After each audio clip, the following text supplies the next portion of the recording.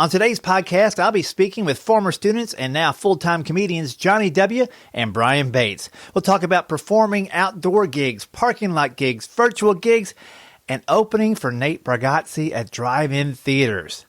Kick it!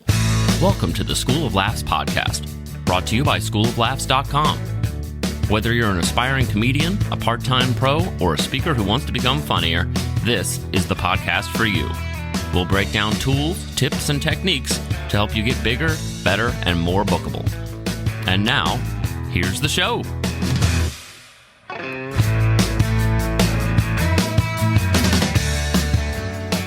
Welcome to the podcast. Rick Roberts here. Hope you're doing well wherever you're at, doing whatever it is that you're doing. Hey, like I mentioned in the preamble, we got a little interview today with Johnnie W and Brian Bates about what they've been doing during the pandemic and how they're surviving and what the positive spins they've been able to find to apply to this thing. And likewise, I ask you guys to send me some information through email on how you're coping with the pandemic and surviving the comedy downers that we have right now. So let's get into that a little bit. This came in from Chester Goat. I asked him what he was thankful for during the pandemic. He's thankful for a new online Bible study that he got into. That's pretty cool. And for meeting some funny friends online. That's excellent. What does he miss during this time? Well, he finally got the nerve to go pursue comedy back in January, February, and had planned on hitting these open mics, and then everything shut down at the same time. So that's what he missed, the beginning of his comedy career. But it was funny. He kind of got into coaching calls with me right at the beginning of the year. And then right when he's getting ready to start, boom, he wasn't able to. So funny, ironic, or inconvenient is probably the best word, but that's what happened. So another question asked was, what did I complete or finish due to COVID? Well, he did hit the ground running with the coaching sessions and got some jokes written, and also wrote a script. It was a quirky, clean, dark comedy script that he submitted to some festivals, and he actually got accepted in one. So how about that? Pretty cool, writing some funny stuff for a horror film festival. Excellent.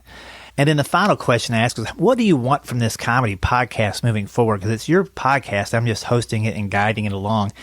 And Chester said he'd like to revisit some of the earlier topics. Since things have changed a lot, it might be worth to do so.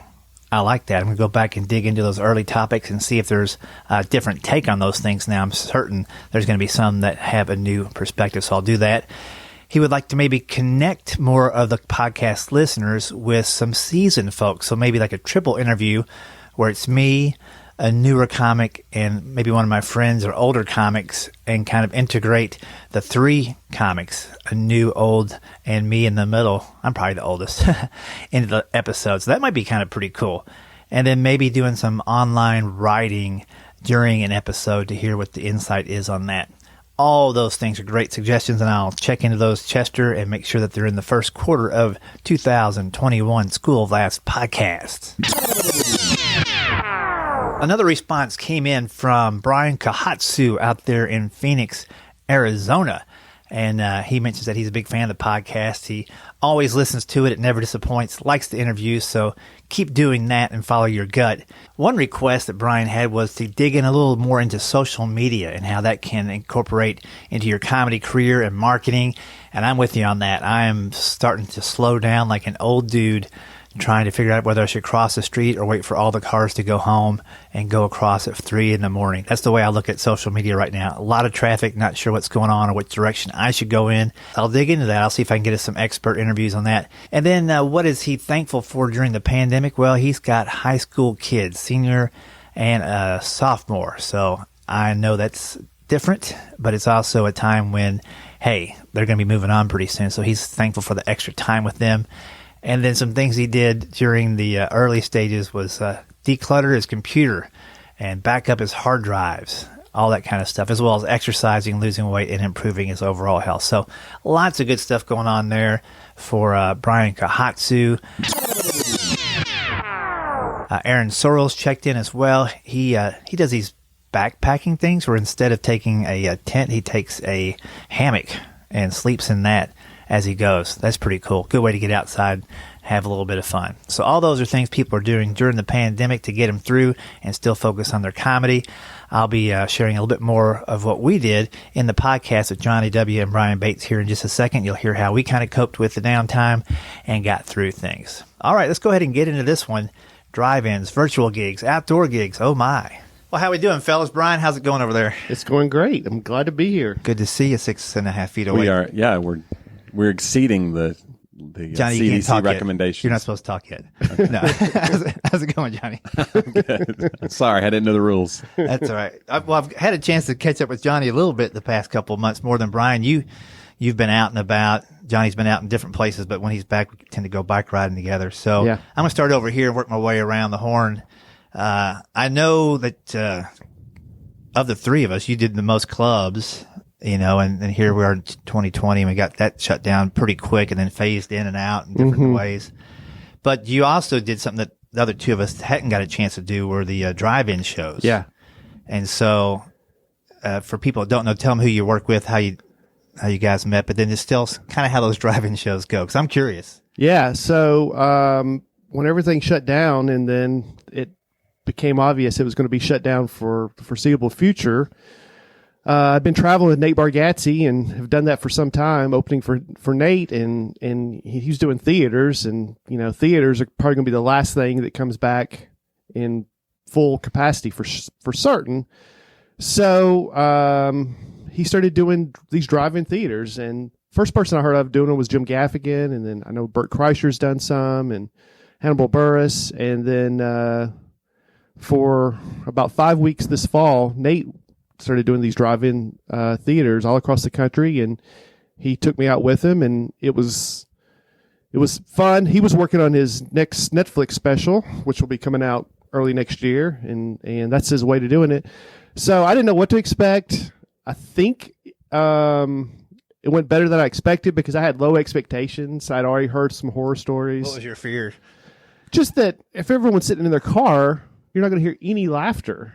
And that just seems so weird. It wasn't that you wouldn't be effective. You just wouldn't be able to hear how effective you were. Which will make me feel like I'm not being effective. So right. Timing-wise and all of that, it seemed like it would just be like, not good. The very first show I did was in Cleveland, and there was a giant, I don't know why I say giant, it was a regular-sized train. I want to see the giant train, though. Like a train 10 times the normal size came by, and everybody was looking at it because we'd never seen a giant Brian train with before. the hyperbole, man. And it was a regular-sized train, right. But it was so loud. It was right by the theater, and it would go by about every 10 minutes. And it's what I guess I knew this, but it's still hard to imagine. People are sitting in their cars, and they have a radio dial turned to the speak, so they can hear you fine. The train is not affecting what they can hear. However, for the guy up there on stage, I can't even hear myself talking.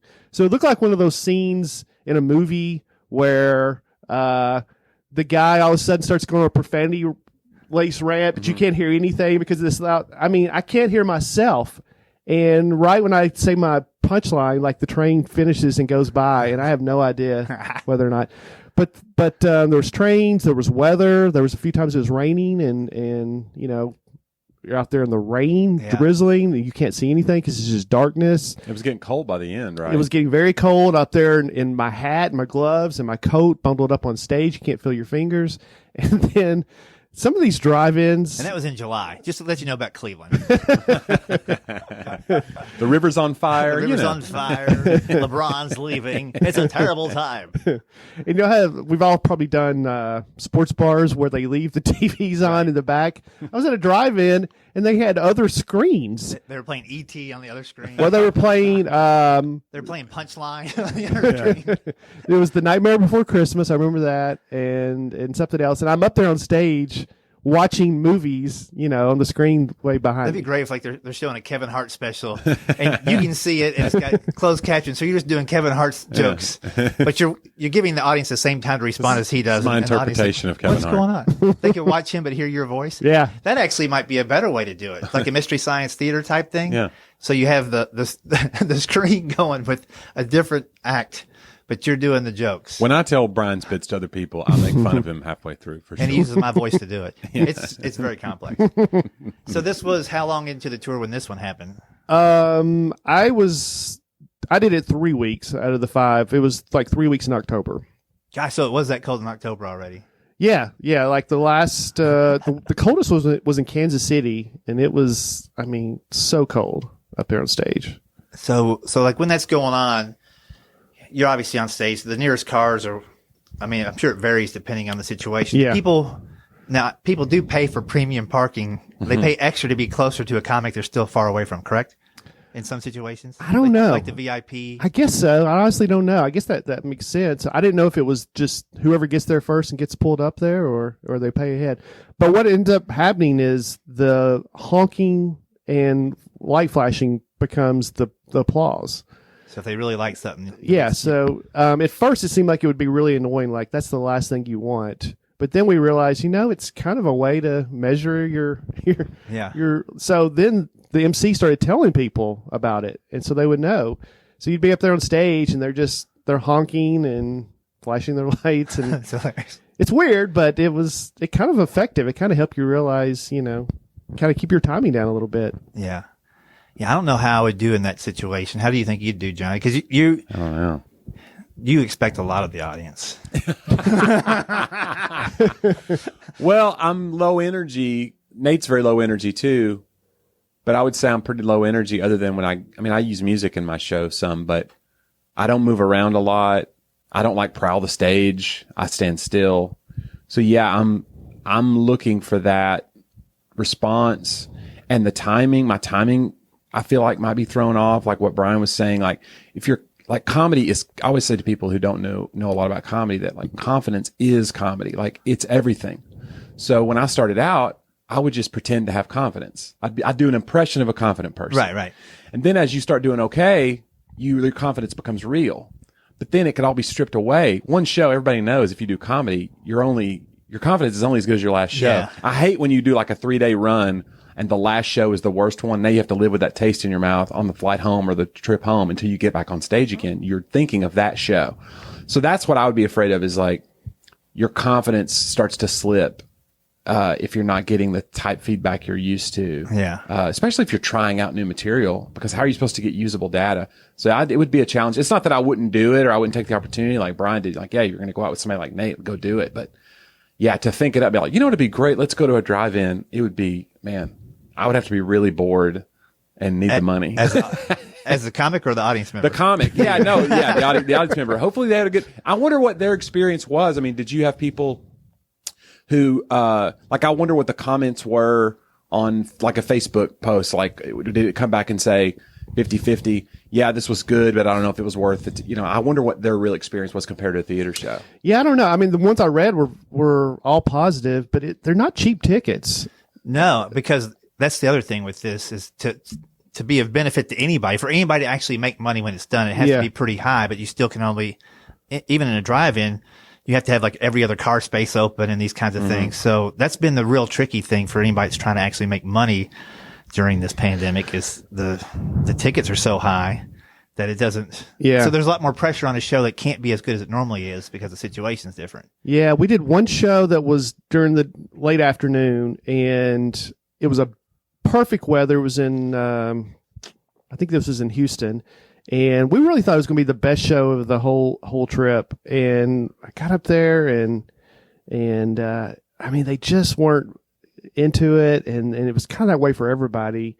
And then when I got off stage, I thought I'm going to walk to the back and just watch Nate from all the way in the back. And I realized the sun is setting right behind us. Yeah. And everyone's just squinting. You can't even see the stage. You couldn't even see the giant screen. And once the sun set, then he did much better. And everyone commented like, I think my eyeballs got burned out, but I had a good time. Yeah. Well, it could have just been the Texas people too. Could have been, but we did a lot of Texas runs and that was the worst one. Yeah. So that's the other thing is when you've got those, so you go on first or second? No, usually I would go on third. Yeah. Well, first you have Nate open the show. Yeah. And then after he fills them out, you go out and tell me when they're warm, buddy. Yeah.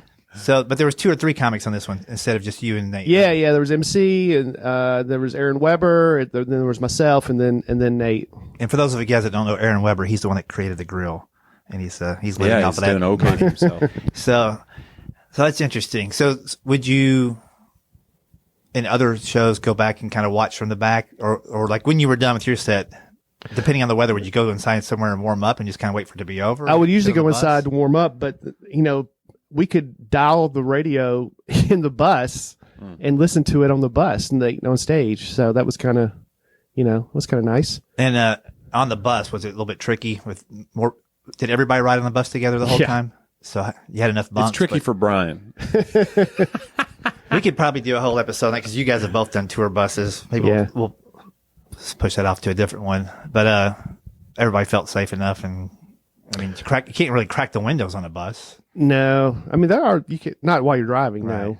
But once you get parked, you could. Yeah, I mean, you're always risking it, and the tour manager would tell everybody to stay safe. But I mean, there was a friend of mine I went to visit in Fort Worth while we were there, and the tour manager was like, "Make sure you wear a mask the whole time. But you guys were kind of your own pod, and then whenever you were interacting with anybody else, you'd kind of mask up. That was supposed to be the thought, like almost like we're in that's our NBA bubble is the bus and stuff. But I mean, come on, we're going to restaurants, we're around people. I think the idea is to stay safe, and that inoculates you against the virus when you say to someone, "Stay safe." Yeah, just meaning that well. protects it. You've released some kind of a bubble around them. Right. It's beautiful. Well, they all had to. I mean, the tour ended with Nate flying straight to LA to tape his Netflix special, and Aaron and I came back, but the rest of them went straight there, and they all had to be tested. I think twice before they got to do it. Mm-hmm. Everyone in the audience had to be tested, and that's IQ test on this one. Right? And then if they were smart enough to do the show, then so that's why Nate didn't get to do it. Gotcha. So, but he was able to record.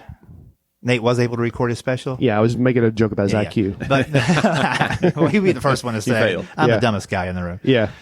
So I'm curious about the setup for that too. Like it had to be spread out, and so you're recording a special, but everybody understands it's pandemic time, so the audience is going to look different. Oh yeah, I mean I wasn't there obviously, but he said it's outside at Universal Studios. Everyone's wearing masks, and he was kind of like, look, if everyone's been tested and shown negative, why do they still have to wear masks? But California is very strict. Yeah.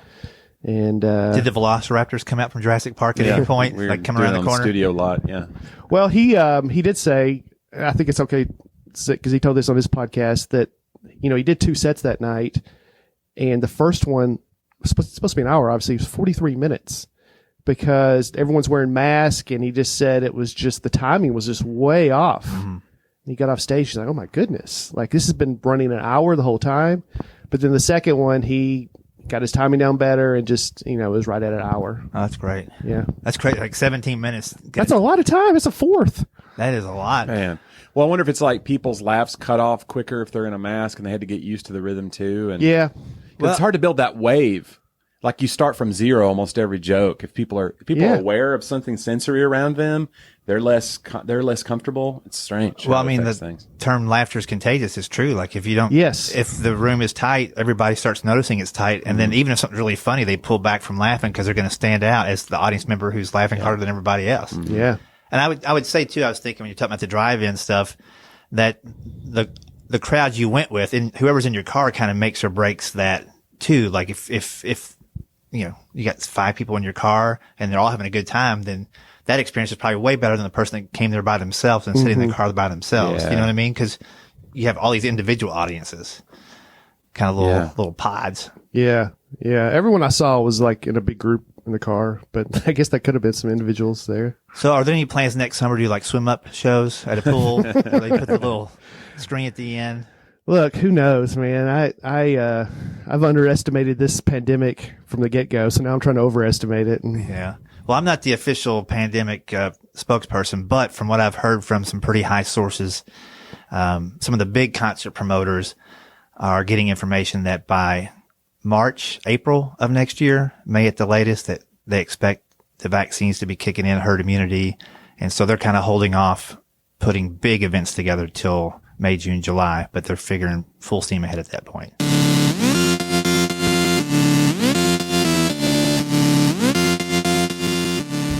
Excuse me for interrupting my own podcast, but I've got a couple of virtual comedy workshops you really need to know about. Hey, in January 2021, we're going to hit the ground running early with these 2 workshops. The first will be a comedy writing level 2 workshop. That's right, level 2. You can take your comedy writing to a whole nother level with this laser-focused workshop. This offer is designed for people who are currently performing comedy. It's ideal for those of you who have taken an online course or workshop with me in the past, or you have stage experience and just want to advance further with your writing. Among other things you're going to learn in this workshop, you're going to develop an opening joke that generates a laugh in under 15 seconds, even 10 seconds. We're going to create a bit that averages at least 6 laughs per minute so you can finish strong in any of your sets. We're going to generate a series of saver lines to rescue a bombing bit. That way you can try jokes out and not worry about it because you've got a way to come back in case the joke bombs. We're going to write a bit that reveals your biggest fears and insecurities so you can connect with your audience on a deeper level. We're going to learn how to take a long story and turn it into a series of quick, tight jokes. Also, you'll learn how to write soundbite punchlines to use in your demo video. To me, this alone is worth the entire registration fee. But when you think about creating a demo video, a lot of times you're doing it in reverse. You're grabbing a set, chopping it up, and trying to make something out of it. But what if you wrote your demo video comedy first so that when you did your live performance, you make sure you drop in the punchlines that you want to use in that demo video. Little bites that tell the audience or the prospective buyer who you are. We're going to do that in this workshop. We'll also get a little deeper in touch with your comedy voice as you will have other comics write a joke for you. And you'll kind of see from their perspective how they perceive you. It's going to be a lot of fun. The beauty of it all, you don't have to go it alone. This is a workshop experience. There'll be other students who will help you out. I will help you as well. The only catch, you're going to help them too. Class size is limited to 15 in this workshop. Make sure you save your spot. Go to schooloflaughs.com. Click on the next classes tab at the top, and the very first offering is virtual comedy workshops. You can scroll down and click the comedy writing level 2 virtual workshop and register there. Registration fee is $99. May sound like a lot, but it's not. You're going to get your money's worth. Hey, and also we're going to do a virtual comedy performance workshop.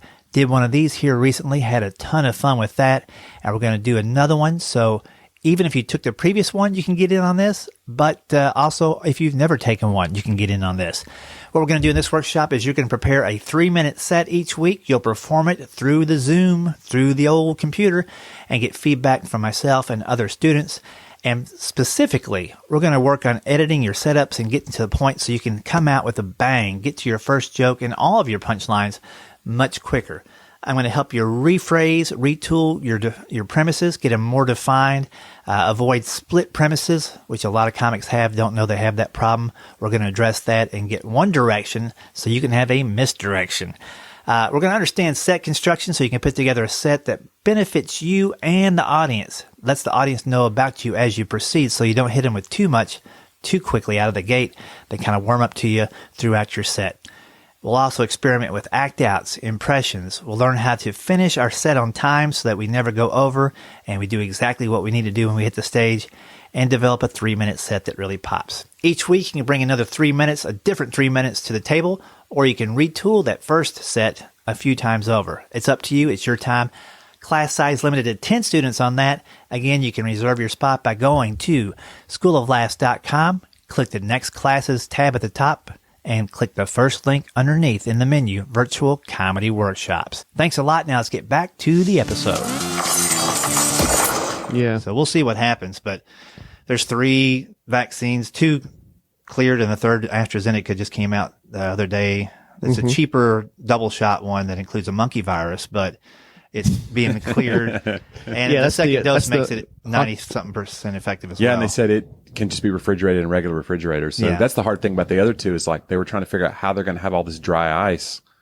Oh, I know, 90 dry degrees ice below shortages. 0. Yeah. I mean, after it's below 0, how does the virus know 2 degrees difference? Like, hey, I don't or know. whatever they have, the vaccine. I don't understand that. Like, I think they should, if they could get it to where it could just be chilled, then what you do is you have these ice cream trucks that go around neighborhoods. And it's a vaccine Slurpee or an icy. And Kids so you come just running put a after little it. bit in there, and all the kids are getting it. The parents are kicking back. Maybe you've got to push up the rocket pop. It's a beautiful idea. But it's really the distribution method or the application method that scares people. Cause like what I've heard in all the clinical trials, the main thing is your arm feels like somebody punched, like Mike Tyson punched you in the arm when you get that second shot. And so people are like, I don't want to feel like that. You put it in a Slurpee or something.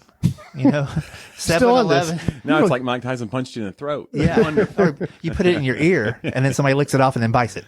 Yeah. But I think, you know, we still got a little ways to go, but things will be turning the corner. I'm amazed at the vaccine speed. Yeah, 3 vaccine candidates by November. And, you know, and we might still have other presidential candidates still not cleared by that point, too. That's true. So, very good, man. We'll come back to Brian in a second. I know Johnny's been out on the road doing a variety of gigs, but also fighting the battle of, hey, I'm booked next week. Oh, I'm canceled next week. Hey, I'm rescheduled for next month. Yeah. Oh, it's next month and it got canceled. I know that it's just brutal over there. Yeah, I mean, I do a lot of private events and I do some churches and conferences. And it's been kind of weird. The weird thing is some of the things that have held have surprised me. Like I remember in July when Florida's counts were going up. They were like 5,000-6,000 a day, which back then was huge. Now we're like, well, that's great. Right. But I remember thinking like they were the number one state hot zone and the governor was under fire. And I was like, well, I'll lose these. They were the only thing holding. I had 2 churches and they were outside of Orlando in like small towns. Uh-huh. I was like, well, these won't hold. And everything else was moving. And then I just get a call and he's just like, did you book your flights? And I was like, yeah, I mean, but I'm going to cancel them if I need to. They're Southwest. And he was like, no, they're happening. And I was like, I couldn't believe it. Yeah. So it's been weird to me. Like you go to certain cities or states, it's like what virus? And then you just know, like there was towns I didn't even want to connect in because I thought at this point now booking for December, I have 4 or 5 bookings left for December that we'll just see. And I don't know, but it's like, I almost flew into Baltimore. I was going to fly into Baltimore and then drive to Philly because I had a show in Philly a couple weeks ago. And, then I was going to connect and go to Dallas the next day. And that was the reason I was flying into Baltimore is because there was a direct flight from Baltimore to Dallas. So I was like, okay. And then I get an email from Southwest randomly. If you're flying to any of these cities, and it was a travel lockdown that I did not know about, and I've not seen it on the news, but their mayor made like if you're from one of these troubled states, so I would have been held there for 14 days. You know, signing, affidavits or what? No, in Baltimore. If I'd flown into D.C., it was D.C.'s mayor. Okay. So I had to move my flights to Philly. And if I had not gotten that email and understood it and I followed like this whole chain of links to figure out what the lockdown was about. And it was just like, be prepared to stay 14 days if you come here from one of these states. And Tennessee was on that list.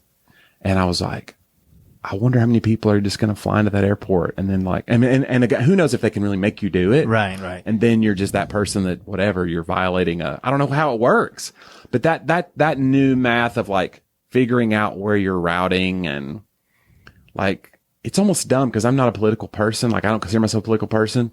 I'm pretty centrist. And then you start looking at like, all right, this booking's in a red state. It'll probably hold. You don't want to be that guy, but you're thinking that way because you're going, blue states are more likely to lock down and be way overly cautious by my way of thinking, a little overly cautious. And then you have way underly cautious people too on the other side. And it's like, I want to be in the middle. Like, can we be cautious and still not lose my house?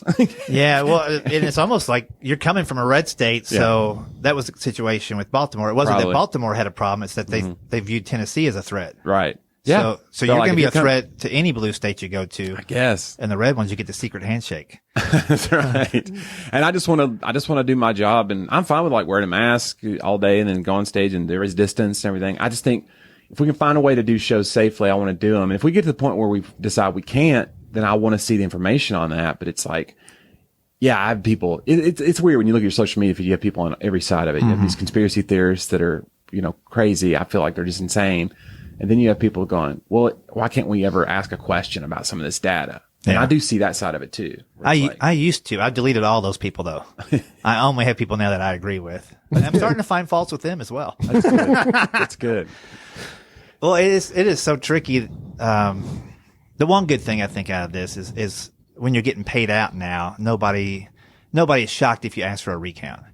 Like that's good. When your that's money's true. on the table, you're like, this seems a little shy of what I was expecting. When I got to Dallas from Philly, which was a whole thing because I was delayed in Philly and I had to get to this Dallas thing. It was an afternoon show, which was outdoors. I didn't know that at the time. It was so funny. I was like hurrying. I took a cab. I had a rental car that I had to cancel because I knew I was going to make it. I jumped in this cab, this guy from Bangladesh. I said, he said, I said, where are you from? I said, no, he's like, I'm from Bangladesh. And I said, can you get me to this address? I have a sound check in 30 minutes. It was about a 40-minute drive. And he said, you picked the right guy. You picked the right guy. We went 100 miles an hour on George Bush Expressway. I saw George Bush. Yeah. And yet still people were passing you. But anyway, when I get to Dallas, to do this show, that was one of the first things I said. I said, I don't expect this to go well. It's an outdoor show, but I'm not accepting the results if I bomb. Right. I am only counting legal laughs. Yeah. That's funny. And it went over pretty well. It was a pretty red county that I was in, but it went over pretty well. I think that was the only, not the only, but the main funny thing I thought about this election was when he asked Michigan to stop counting votes because he was ahead. I'm like, this, he's picking and choosing. Well, I just think that's his mom probably said, don't be afraid to ask. They can always say no. Yeah. But I started thinking, I would like to apply that in my daily life. Stop counting carbs after breakfast. Yeah. I'm ahead right now. Let's leave it where it is. Quit every argument with your wife when you're ahead. Yeah. I'll just say something to her and say, I'm leaving right now while I'm ahead. Well, what I've also seen too, and I don't know how you guys we haven't talked too much anything today about virtual shows, but once the election was over, the weeks here passed, I see people just full steam ahead doing virtual. They're like, this is the way it's going to be for a few more months. Early on, they're kind of like, should we do it virtual or should we just wait till next year? Mm. But I see more people getting comfortable with the idea of doing it. Even to the point where I've got Christmas parties where the one that hired me a couple days ago, they're going to Grubhub or do some kind of meal delivery where everybody gets a meal delivered to their home. Huh. They're all eating the same meal at the same time and they can log on and watch the show together. And I thought that's kind of an interesting approach. Yeah. But they're just like full steam ahead. People have done enough Zoom where they know how it works. They know there's going to be some hiccups or whatever, but this is the best way to do it.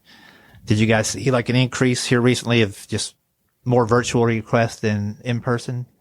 Not for me, just because I'm not in that world as much, doing clubs and such, and I don't do a ton of corporates anyway, so, not for me. My first quarter is pretty much non-existent right now, and I just kind of have accepted it, and anything I get is just going to be a bonus to me. Yeah. Yeah, I think, I had a lot of people who wanted to do those early on, and I was one of those people that was like, let's wait. And because of thinking when this is over, because first of all, if they want to do that, they want to pay a lot less usually. And so you're like, well, do I take this now, bird in the hand, or do we wait and then book like a full fee thing down the road? And you hope for that. And then once it becomes months and months, you're like, man, I should have taken that 1/5 of my fee event. At this point, people are starting to, like you said, there's an acceptance that's setting in. And I also think too, it's like you talk about necessity being the mother invention with the vaccine. I also think that older people having to learn these technologies, they're having to get more comfortable with them. That's going to end up being good in the long run too. Mm-hmm.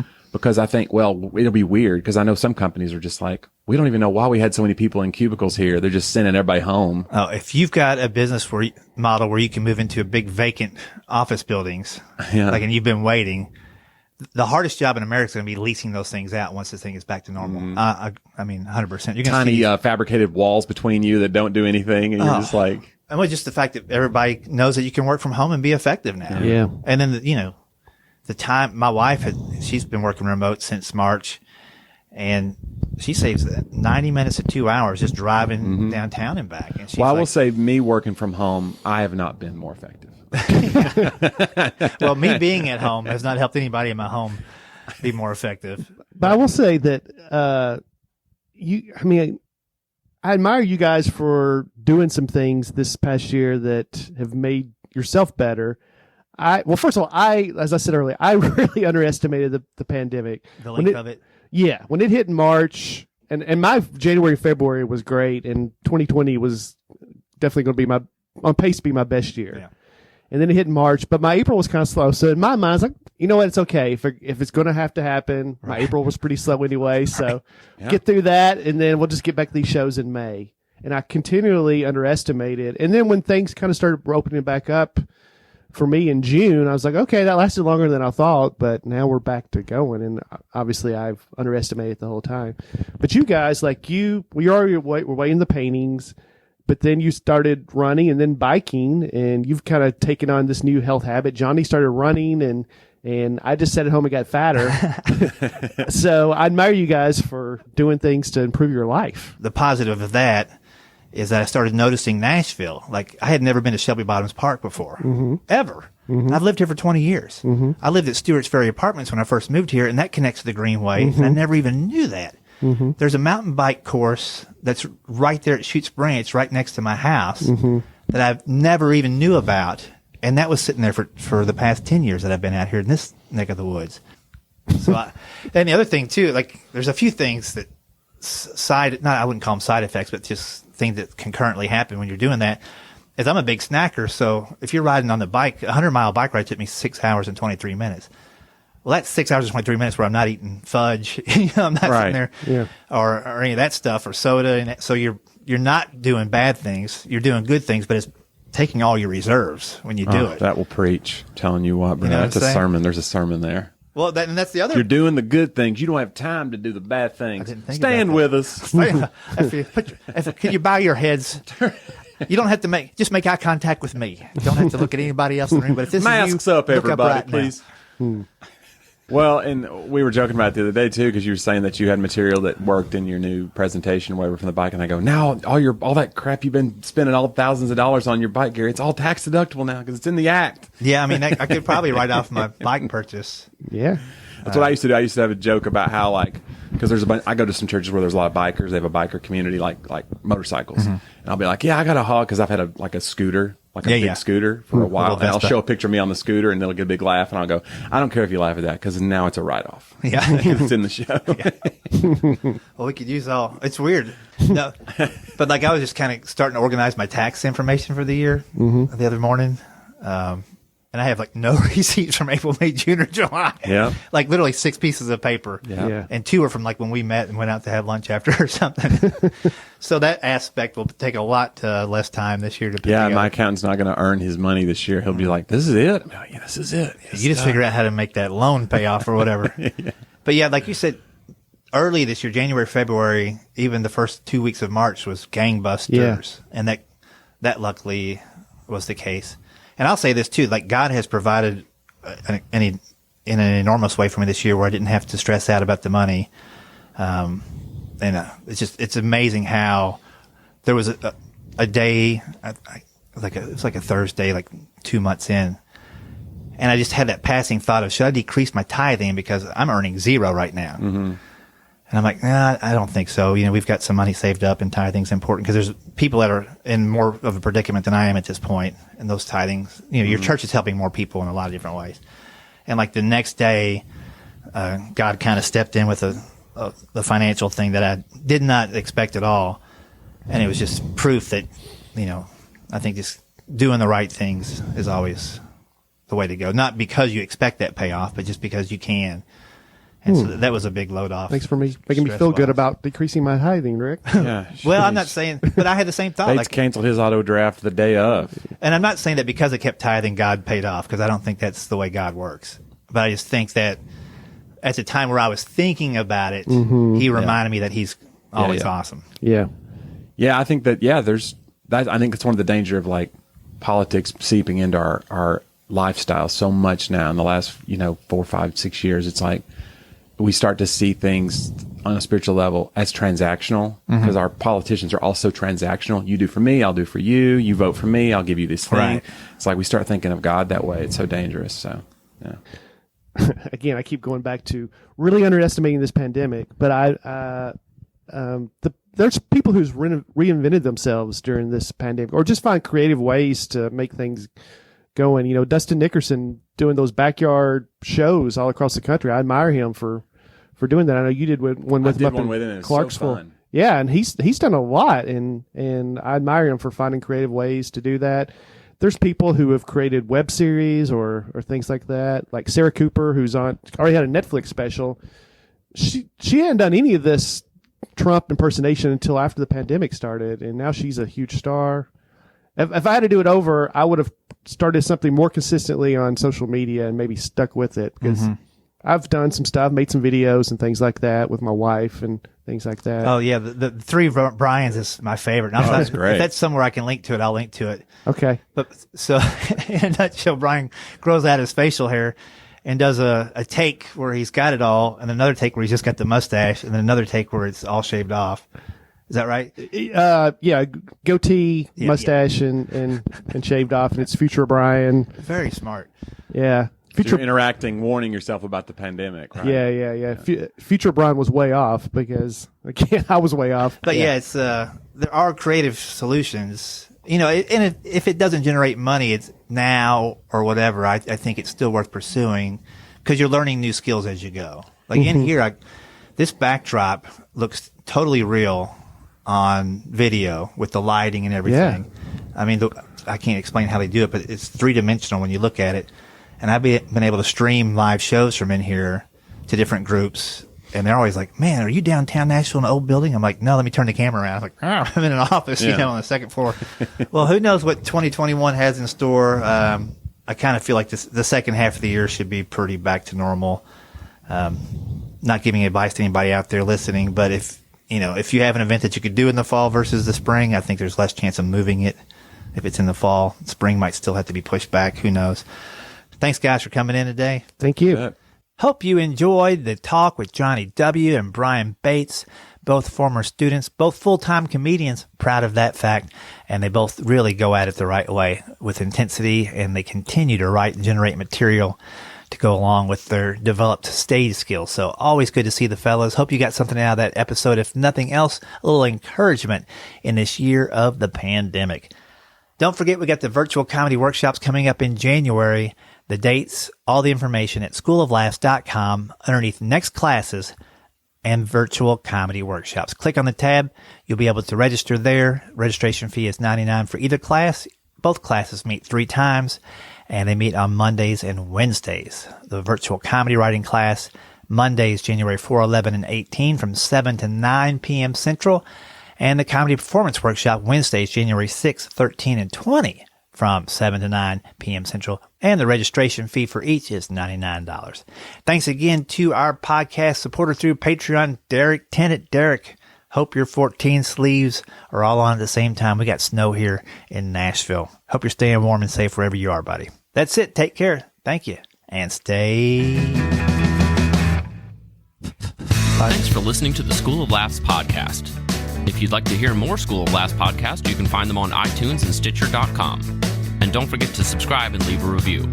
For information on upcoming live and online classes, visit schooloflaughs.com. Until next time, stay tuned, stay focused, and stay funny.